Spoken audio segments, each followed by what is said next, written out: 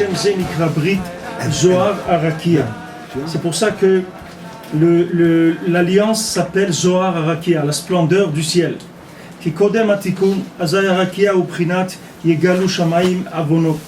Parce qu'avant qu'il y ait réparation de l'alliance, alors le ciel, il se trouve dans le principe de Yegalu Shamaim Avono, c'est-à-dire le ciel va dévoiler sa faute, c'est-à-dire qu'avant qu'il y ait réparation du brit, le ciel il va servir de révélateur de la faute de la personne.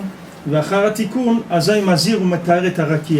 après que quelqu'un ait réparé les fautes qu'il a faites, alors il va faire briller et il va purifier le ciel.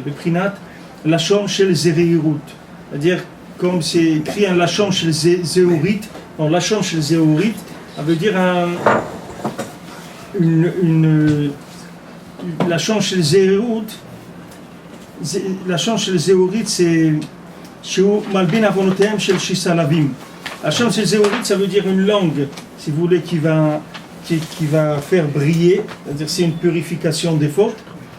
Que maintenant, ça s'appelle qui blanchit les 365 lavim de la Torah, qui sont les 365 lots ta'aseh qui ont dans la Torah. On mashvi l'avnunit be shisa gidin, et donc il va amener de la blancheur dans les 365 veines, beprinat bechol et yu begadecha levanim. Comme on a dit, à chaque instant, tes vêtements, ils doivent toujours être blancs. Alors ici, Rabbeinu rapporte une autre notion qui s'appelle Zohar Arakia, c'est-à-dire qui fait rentrer le lien du ciel, de la blancheur du ciel. Pour ça, il faut aller voir dans le Zohar Acharemot, là-bas il parle de cette notion-là. Et bon, ceux qui étudieront Bezrat Hashem, la partie qu'on va faire Beyoun dans les psukim et tout, alors on verra ces choses-là. Maintenant, quand le ciel, il révèle les fautes de l'individu. C'est-à-dire que quand la personne a fauté, le ciel il est obscur. C'est-à-dire que dans le ciel, il y a une obscurité qui se met par rapport à ses fautes. Après qu'il ait réparé ses fautes, alors il fait briller et il purifie le ciel. Maintenant, il y a un lien de lachon chez le zéhorit. C'est-à-dire lachon ici, ça a un rapport avec le dibour qu'on a dit avant, de lachon. Zéhorit, c'est-à-dire que ça vient faire nettoyer, puis purifier, c'est la chambre de Zohar, c'est-à-dire que ça vient faire resplendir le ciel. Et ici, c'est que il a blanchi les 365 lavim, c'est-à-dire il a blanchi les fautes et il amène de la blancheur aussi dans tous les systèmes sanguins. Comme c'est écrit, Becholet yu begadecha levanim, à chaque fois tes vêtements ils doivent être blancs.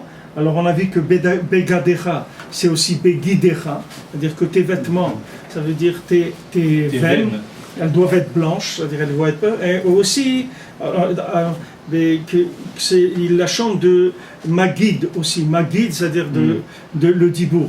C'est-à-dire qu'il faut, ici, que quand on a nettoyé le sang, alors automatiquement on a nettoyé les vêtements et on a nettoyé aussi le dibour.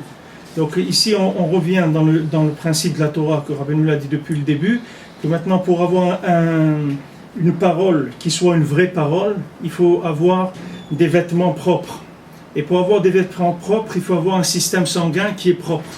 Et pour avoir un système sanguin qui est propre, il faut faire tchouva sur toutes les interdictions de la Torah qu'on a pu transgresser. Et pour faire tchouva sur toutes les interdictions de la Torah qu'on a pu transgresser, c'est trop compliqué, et c'est trop délicat, et c'est trop lourd. Alors qu'est-ce qu'on fait? On fait ce qu'on appelle tikkun haklali, c'est-à-dire tikkun habrit. Alors quand on dit le tikkun haklali, qu'on fait tikkun haklali, c'est-à-dire qu'on essaye de se concentrer sur le nian de l'alliance, de garder l'alliance, ça répare tout le système des avérotes qui ont pu être faits dans tous les autres domaines.